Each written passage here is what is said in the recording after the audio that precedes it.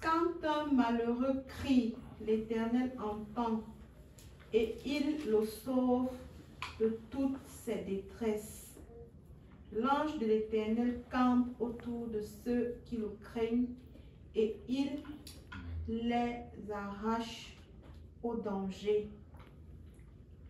Sentez et voyez combien l'Éternel est bon. Heureux l'homme qui cherche en lui son refuge. Craignez l'Éternel, vous ses saints, car rien ne manque à ceux qui le craignent. Oui, tu peux arrêter là. Donc ici, bon, il est question de l'ange. L'ange de l'Éternel qui campe autour de ceux qui craignent Dieu pour faire quoi? Pour les arracher du danger. Donc les anges sont des créatures de Dieu tout comme nous. Sauf que à la seule différence que ce sont des créatures surnaturelles. Donc on ne peut pas les voir. Sauf si ils se matérialisent. Ils ont la capacité de se matérialiser, de devenir comme des êtres humains, quoique n'étant pas des êtres humains. C'est pourquoi la Bible dit dans le livre de Hébreux 13 que, voilà, encourageant l'Église, l'Église est encouragée à exercer l'hospitalité. Il est dit qu'en les laissant, quelques-uns ont logé les anges dans leur maison sans le savoir. Ils ont soupé avec les anges, ils ont dormi avec les anges dans leur maison sans le savoir. D'accord? Et on voit à plusieurs reprises quand Dieu parfois se sert des anges parce ils ont différents. Chaque ange a sa spécificité. Certains sont des messagers. Et quelquefois, quand Dieu veut communiquer un message à une personne, il peut se servir de ces êtres-là. D'accord? Il peut utiliser une vision ou utilise carrément, donc il dépêche un ange. Ici, il nous est dit ici que l'ange de Dieu campe autour de ceux qui craignent Dieu pour les arracher du danger. Camper, ça veut dire s'installer en fait. C'est comme si, en fait, quand on devient enfant de Dieu, qu'on croit au Seigneur et qu'on cultive la crainte de Dieu, parce qu'il n'est pas dit ici, il n'est pas dit dans ce passage, dans le verset 8, que l'ange de l'Éternel campe autour de ceux qui croient en Dieu. D'accord? Il n'est pas dit que l'ange de l'Éternel campe autour de ceux qui croient.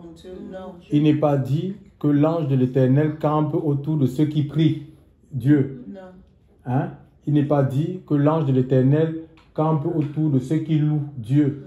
Parce qu'il y a beaucoup de gens qui louent Dieu, qui prient Dieu, qui chantent Dieu, qui croient en Dieu, mais qui ne craignent pas le Seigneur. D'accord? Qui ne craignent pas le Seigneur. Et Dieu, il dépêche, c'est comme une sentinelle qu'il met auprès de toi pour te surveiller. D'accord? Et ça rassure. Quand tu as une garde rapprochée, ça te rassure. Donc, tu n'as pas peur de te déplacer. Tu as une certaine confiance. D'accord? Parce que tu sais que tu es protégé, tu es gardé. Que s'il y a un souci, donc la personne qui te garde va intervenir. Il va combattre pour toi. D'accord? Il va te défendre. Et il y a des luttes qui sont spirituelles que nous ne pouvons pas voir. Même quand on dort, cet ange-là, lui il est là, il ne dort pas, il surveille, alléluia, il veille sur toi. Hein? Il ne sommeille ni ne dort celui qui garde Israël. D'accord? Donc voilà, c'est l'ange de Dieu. Donc, et l'Église aujourd'hui vraiment doit retrouver ce qu'on a plus besoin. Il faut qu'on retrouve la crainte du Seigneur. Alléluia. Et il dit que ces personnes-là ne manquent pas des bienfaits de Dieu. On a continué dans le verset 10. Ça dit que Dieu pourvoit pour des personnes qui le craignent Dieu. C'est des personnes qui ne vont pas manquer la paix du Seigneur. Dieu il va renouveler, parce qu'on parle de bienfaits. Ce n'est pas forcément des choses matérielles. Il y a des gens, on peut avoir des choses matérielles. Vraiment, il n'est pas être comme un misérable. Même avoir, tu as le frigo, il est rempli, mais Tu n'as même pas la force, le courage. Le cœur n'est pas posé. Tu n'as même pas, tu as le dégoût de tout, le dégoût de la vie. D'accord? Donc, c'est la crainte du Seigneur. Et on voit dans l'église naissante que parce que la crainte s'emparait de tous, l'église fructifiait en fait. Dieu fructifiait, les vies étaient fructifiées en fait. Les vies grandissaient. Donc, quand on ne craint pas le Seigneur, ça veut dire qu'on vit en opposition en fait à sa parole. On s'oppose à sa parole, on vit comme un insensé en fait. Parce que la crainte de Dieu, c'est quoi? C'est pas la peur des hommes en fait. Hein? Ou la peur des hommes qui est cultivée par... Il y a beaucoup de pasteurs qui, au lieu d'enseigner aux gens la crainte de Dieu, c'est plutôt la crainte de l'homme de Dieu. Et les gens, ils ont peur de l'homme de Dieu. Ils vont dans les réunions. Non, ils ne manquent pas des réunions par peur de l'homme de Dieu. Parce que l'homme de Dieu, pas parce que le Seigneur, pourtant, il peut y avoir des impératifs. On est sur la terre. Donc, ils font tout pour être là. Pour être là. Pour qu'il soit vu. Pour qu'il soit vu par le pasteur. Même si, c'est-à-dire qu'on peut avoir un souci. Par exemple, les parents ont besoin de nous à l'hôpital. Ils ne vont pas partir. Parce qu'il faut que l'homme de Dieu, des fois, ils ont peur d'être réprimés par l'homme de Dieu. Donc, il y a cette crainte-là, cette peur des hommes qui est alimentée, qui est cultivée. Et les gens, ils deviennent vraiment des disciples d'un homme. Au lieu d'être Dieu, nous appelle être disciples de Jésus. Alléluia.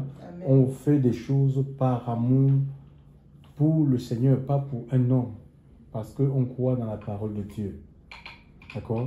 La crainte du Seigneur. C'est ça qui fait, quand il y a la crainte de Dieu dans une vie, cette vie grandit. Vous savez, si on a la peur des hommes, on ne peut pas, parce que Dieu ne peut pas travailler dans une pareille vie. Il dit qu'il a peur des hommes, qui fait des choses pour les hommes, qui cherche l'appréciation ou l'approbation des hommes. Mais Dieu voit toutes ces choses-là. C'est pourquoi les vies ne grandissent pas. On sera quoi? Des disciples d'un homme. On va ressembler à un homme, on va parler comme un homme, on fera tout comme un homme. Mais ce n'est pas ce à quoi Dieu nous a appelés. Il nous appelle à être ses disciples. Et un des buts de l'Esprit de Dieu dans notre vie, c'est d'installer la crainte de Dieu en nous. D'accord? L'Esprit de Dieu dans Ésaïe 11, est-ce qu'on peut lire un peu Ésaïe 11, verset 2? Ésaïe chapitre 11, verset 2.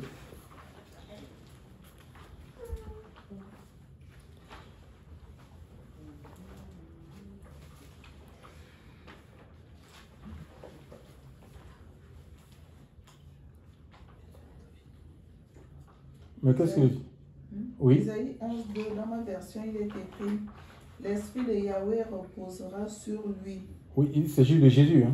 Esprit de sagesse. Donc c'est une prophétie qui est annoncée 333 ans avant que le Christ ne vienne. Donc Ésaïe a prophétisé, il a parlé, il a annoncé ce qui devait se passer en fait. Et on voit cet esprit-là quand Jésus-Christ est allé vers Jean-Baptiste. Après son baptême, le ciel s'est ouvert, il y a cette voix qui s'est fait entendre sous la forme d'une colombe. Ce n'est pas que l'Esprit de Dieu, c'est une colombe. L'Esprit de Dieu n'est pas un oiseau. C'était une image. Donc il a vu comment ça s'est posé sur le Seigneur. Oui, c'est appelé, il est dit. Mais oui, c'est long. Donc l'Esprit de Yahweh reposera sur lui. Esprit de sagesse et d'intelligence. Mon Dieu. Esprit de conseil et de force. Oui. Esprit de connaissance et de crainte de Yahweh. Voilà, donc si on a Jésus, nous sommes ses disciples en fait. Nous avons cru en lui et nous avons reçu l'Esprit de Dieu. Alléluia. Si on n'a pas l'Esprit de Dieu, d'après Romains 8, on ne lui appartient pas. Même si on est affilié à une assemblée, je ne sais pas, avec des cartes de fédération, cartes de baptême, machin, tout ça. Donc, l'Esprit de Dieu, c'est le sceau de l'identification, d'accord? Il nous identifie au sceau, on est reconnu au sceau.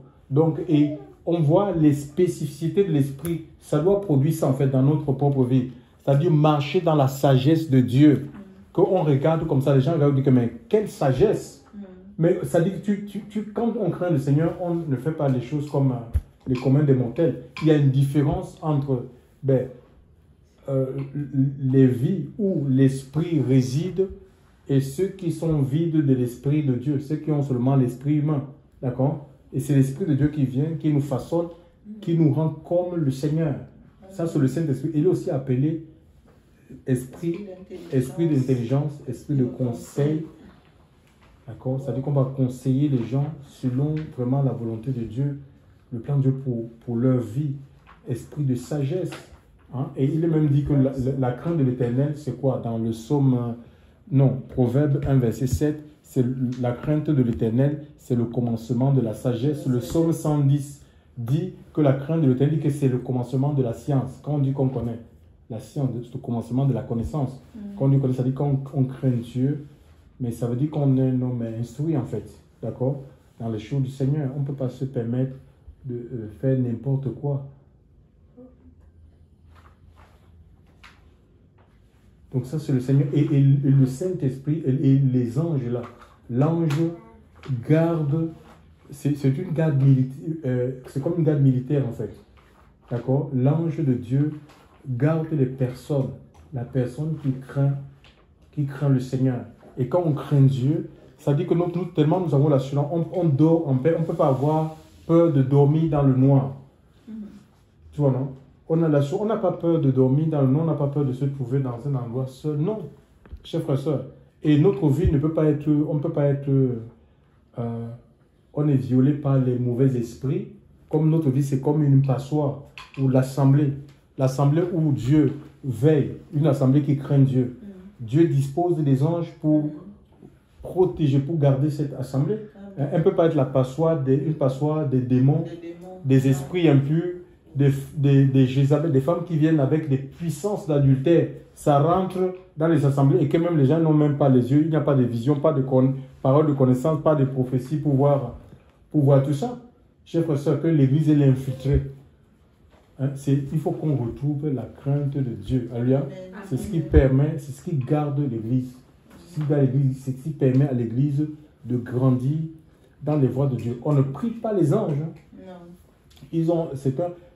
On ne prie pas, on n'est pas là pour prier les anges. Ah, les anges venaient. Non. C'est Dieu qui les dispose parce qu'il trouve en nous. Il trouve dans l'assemblée que mais cette assemblée me craint. Ça dit l'assemblée honore Dieu. L'assemblée respecte Dieu. L'assemblée, cette vie obéit à mes commandements. Alors je vais protéger cette vie. Alléluia. Contre les flèches de la sorcellerie. Je vais protéger. On ne s'auto-protège pas. Il dit que c'est l'ange qui nous arrache du danger en fait. Qui nous sort du danger. Parfois qui va même fermer certaines portes. On peut vouloir prendre de mauvaises décisions. Oui. Aller dans des mauvaises directions. L'ange de Dieu va fermer, va nous résister pour qu'on n'aille pas dans cette voie. Parce que c'est une voie qui mène dans... C'est une voie de perdition en fait. C'est une voie de perdition. On l'a vu avec le prophète... il y a un prophète, le prophète Balaam, donc, qui a tapé son âne parce qu'il voulait aller dans une voie de perdition. Mais l'ange, le prophète Balaam ne voyait pas ce que l'âne voyait. En fait. L'âne lui voyait un ange avec l'épée. Il voyait l'âne tourner avec l'épée qui avait barré le chemin.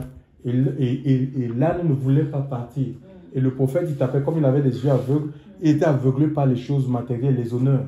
C'est quelqu'un qui cherchait les honneurs. Il voulait aller et il a tapé son ange, son âne. Et Dieu a fait parler l'âne. Tu vois? Et parfois, on est comme des ânes comme ça, têtus en fait. Mais l'âne était moins têtu que l'homme. Oui, moins têtu comme je dis. Oui. Parce que lui, il avait les yeux ouverts. Il avait les yeux ouverts parce que Dieu avait ouvert les yeux de l'âne et l'homme avait les yeux fermés en fait. L'homme avait les yeux fermés. Tu vois? Et donc, c'est Dieu qui nous ouvre, vraiment, qui nous ouvre les yeux en fait, hein, sur notre monde, sur notre environnement. D'accord? Et vraiment, c'est... donc, parlant des anges, donc je disais qu'ils ont différents services en fait. Hein. Les services sont variés, une variété de services. Mais ici, dans le livre de Hébreux, je crois, Hébreux chapitre 1, verset 14, on peut lire ça. Hébreux 1, 14, oui.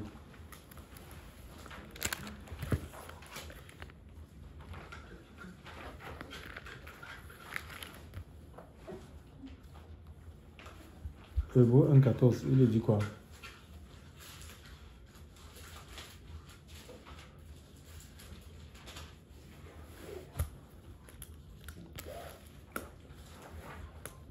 Hébreux 1,14, dans ma version, il est écrit: ne sont-ils pas tous des esprits administrateurs envoyés pour servir en faveur de ceux qui doivent recevoir l'héritage du salut? Voilà, donc c'est des esprits qui sont au service de Dieu, que Dieu lui-même délègue pour exercer un service, un ministère en faveur de ceux qui doivent hériter le salut. Ben oui, donc le salut, nous allons hériter le salut si nous persévérons dans les voies de Dieu. Mais puisque nous sommes sur la terre, on est sauvé en espérance. Hein? D'accord? Puisqu'on est encore sur la terre. Donc Dieu, il délègue ces anges-là pour nous protéger parce qu'il sait qu'il y a la sorcellerie. Il y a sur la terre, il y a la magie. Il y a sur la terre, il y a des mauvaises choses. Il y a les démons des Jézabel, il y a les esprits des sirènes. Il y a Satan qui est là sur la terre. Hein? Il a été précipité sur la terre avec un tiers d'ange avec lui. Il y a des anges déchus qui sont sur la terre. D'accord? Et pour nous garder, ben, lui, il nous délègue, il met des anges à notre disposition pour nous protéger contre les œuvres des ténèbres, des mauvaises choses. Mais à condition qu'on le craigne, qu'on reste dans la crainte de Dieu. Alléluia. Si on reste dans la crainte de Dieu, on n'a rien à redouter, on n'a pas à avoir peur. Alléluia. On n'a pas à avoir peur, que ce soit qu'il pleuve, qu'il neige, qu'il vente. Chers frères et sœurs, que le diable, je ne sais pas, manifeste ses œuvres n'importe comment. On n'a pas à avoir peur parce que, ben voilà, Dieu nous protège en fait. Dieu veille sur nous à travers ces anges-là. Donc nous allons prier vraiment que le Seigneur continue à raviver la crainte de son nom. Alléluia. Que l'Esprit de Dieu vraiment prenne toute la place dans notre cœur. Et c'est l'Esprit de Dieu qui nous amène. C'est une sainte crainte en fait, un désir profond qu'on a de ne pas offenser Dieu, de ne pas faire des choses pour blesser le cœur du Seigneur. C'est ça la crainte de Dieu. Alléluia. C'est une obéissance tout simplement à ses commandements. À lui soit toute la gloire. Seigneur, nous voulons te demander, Seigneur, encore en ce soir, vraiment de nous visiter, de nous toucher. Seigneur, mon Dieu, mon Père, que vraiment, Seigneur, ton esprit, c'est esprit de sagesse, esprit de connaissance, esprit de crainte de l'Éternel. Seigneur, nous avons vu comment Jésus a marché dans la puissance de l'Esprit. Seigneur, comment il avait des réponses, Seigneur, à tout. Seigneur, mon Dieu, mon Père, Seigneur, il avait une vie complètement à part. Une vie, mon Dieu, mon Père, Seigneur, et les gens, ils étaient étonnés, Seigneur, de la sagesse, des choses qui sortaient de sa bouche, Seigneur, de son enseignement. Ils étaient étonnés de sa vie. Mon Dieu, mon Père, Seigneur, il a vécu dans la simplicité, dans l'humilité. Mon Dieu, mon Père, Seigneur, nous prions vraiment, Seigneur, en ce soir, Seigneur, vraiment que tu nous visites, que tu relâches encore, Seigneur, ce soir, une portion nouvelle de ton esprit, Seigneur, que tu relâches encore en ce soir, Seigneur, plus de ta présence. Nous voulons marcher dans la sagesse, nous voulons marcher dans le discernement, nous voulons marcher dans la connaissance, Seigneur Dieu, Seigneur, dans l'intelligence du royaume. Seigneur, mon Dieu, mon Père, le monde est tellement difficile. Il y a des situations qui sont compliquées. Seigneur, donne-nous la sagesse et l'intelligence, les mots appropriés. Seigneur, des paroles de circonstances. Seigneur, mon Dieu, mon Père, Seigneur, cultive, apprends-nous à cultiver la crainte de ton nom. Augmente notre capacité d'analyse, Seigneur Dieu. Mon Dieu, mon Père, Père, nous te disons merci, Seigneur, pour tout ce que tu fais. Que louange au nom te soit rendue, Seigneur. Père, tu nous visites encore en ce soir, Seigneur. Tu abreuves nos vies encore en ce soir pour la gloire de ton nom et le témoignage de ta parole. C'est dans le puissant nom de ton Fils Jésus. Nous avons ainsi prié, Seigneur. Nous allons prier vraiment pour l'Église, que le Seigneur puisse visiter son Église partout dans le monde. Vraiment que l'Église retourne dans la crainte de Dieu. Chers frères et sœurs, alléluia. Dieu veut agir, Dieu veut se manifester, Dieu veut mouvoir au milieu de son peuple. Nous prions le Seigneur. Père éternel Dieu, nous voulons, Seigneur, te prier pour ton Église à travers les nations.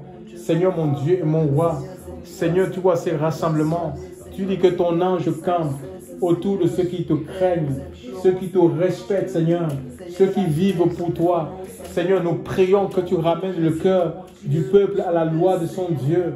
que tu ramènes les cœurs à toi. Seigneur mon Dieu, mon Père, Seigneur Dieu. Seigneur mon Dieu, mon Père, agis puissamment. Visite ton Église, Seigneur. Détache ton Église des œuvres, des ténèbres, que la crainte s'empare de chaque enfant de Dieu, de chaque adorateur, de chaque adoratrice. Seigneur mon Dieu, mon Père, Seigneur Dieu, agis puissamment. Qu'on ne laisse pas la chair prendre le dessus. Qu'on ne laisse pas le monde, Seigneur mon Dieu, mon Père, Seigneur, oh Dieu, Père, prendre le dessus, Seigneur, dans l'assemblée, dans la communauté. Seigneur mon Dieu et mon roi, nous t'en supplions, agis puissamment. Seigneur, visite ton Église. Visite ton Église, Seigneur. Que l'Église retourne à toi, qu'elle t'appartienne. Corps, âme, esprit, Seigneur Dieu. Restaure ton peuple. Seigneur mon Dieu, mon Père, nous te le demandons dans le nom de Jésus. Merci parce que tu agis. Merci parce que tu te glorifies. Merci parce que tu te manifestes, Seigneur. Oh Dieu, sois béni pour tout ce que tu fais. Dans le puissant nom de Jésus-Christ, nous avons ainsi prié. Alléluia à toi, Seigneur, tu es Dieu dans les cieux. Chacun va prier maintenant pour sa vie. La Bible dit, recommande ton sort à l'Éternel. Mets en lui ta confiance. Il agira. Agis, demande au Seigneur vraiment qu'il se manifeste en toi. Qu'il agisse, qu'il remplisse ta vie de sa présence. Tu n'as besoin d'autre que la présence de Dieu. Alléluia. Quand tu es rempli du Saint-Esprit, mon ami, tu vas vivre les promesses de Dieu. L'Esprit de Dieu va te faire rentrer dans les promesses du Seigneur. Va t'amener à l'accomplissement des promesses. Tu seras au bon endroit, au bon moment pour recevoir tout ce que Dieu a préparé pour ta vie. Nous prions le Seigneur. Père éternel Dieu, nous voulons que nos vies soient conditionnées, Seigneur. Des vies sous l'influence, des vies sous l'onction, Seigneur. Des vies sous l'influence de ton Esprit, Seigneur. Affecte nos vies, Seigneur, mon Dieu, mon Père. Seigneur, nous ne voulons pas passer à côté de ton plan. Nous ne voulons pas passer à côté, mon Dieu, mon Père, Seigneur, du plan, du projet que tu as pour nos vies. Nous voulons des vies conduites, des vies dirigées, influencées. Seigneur, mon Dieu, mon Père, par le Saint-Esprit. Mon Dieu, mon Père, agis puissamment. Nous crions, Seigneur, que tu nous révèles, Seigneur, ce soir. Révèle-nous de toi. Plus de ton onction, Seigneur. Plus de ta présence. Mon Dieu, mon Père, Seigneur. Oh Dieu, Père. Seigneur, mon Dieu, mon Père, Seigneur Dieu. Nous t'en supplions, Seigneur. Agis dans nos cœurs, agis dans nos vies. Qu'il n'y ait pas de place pour la chair. Qu'il n'y ait pas de place, mon Dieu, mon Père, pour des pensées humaines. Seigneur, qu'il n'y ait pas de place, mon Dieu, mon Père, pour l'obscurité, Seigneur Dieu. Étends ton bras puissant. Manifeste-toi. Glorifie ton Saint-Nom. Que l'onction de ton esprit, Seigneur, coule à nouveau, Seigneur. Laisse couler ton onction. Seigneur, mon Dieu, mon Père, ce soir. Seigneur, mon Dieu, mon Père, que nous soyons là où tu veux. Seigneur, où tu veux. Mon Dieu, mon Père, Seigneur. Nous ne voulons pas manquer les visitations. Nous ne voulons pas manquer, Seigneur, mon Dieu, mon Père, Seigneur Dieu. Seigneur, les visitations, Seigneur Dieu. Agis puissamment, Seigneur. Que nos vies soient sous le contrôle et l'influence totale de ton Esprit Saint. Père, nous te disons merci parce que le Saint-Esprit est à l'œuvre. Dans le puissant nom de Jésus-Christ, nous avons ainsi prié. Seigneur, sois béni pour tout ce que tu fais. Alléluia à toi, mon Dieu. Merci, Jésus. Te disons merci, Seigneur. Merci, mon Dieu. Nous te disons merci, Seigneur. Merci, mon Dieu, pour ce moment, Jésus. Alléluia, merci, mon Dieu. Nous te disons merci, Seigneur. Merci, mon Dieu, pour ta présence, Jésus. Alléluia, merci, mon Dieu. Nous te disons merci, Seigneur. Merci, mon Dieu, pour ta parole, Jésus. Alléluia, merci, mon Dieu. Nous te disons merci, Seigneur. Merci, mon Dieu, pour ta parole, Jésus. Alléluia, merci, mon Dieu. Nous te disons merci, Seigneur. Merci, mon Dieu, pour ton esprit, Jésus. Alléluia, merci, mon Dieu. Nous te disons merci, Seigneur. Merci, mon Dieu, pour ton esprit, Jésus. Alléluia, merci, mon Dieu. Nous te disons merci, Seigneur.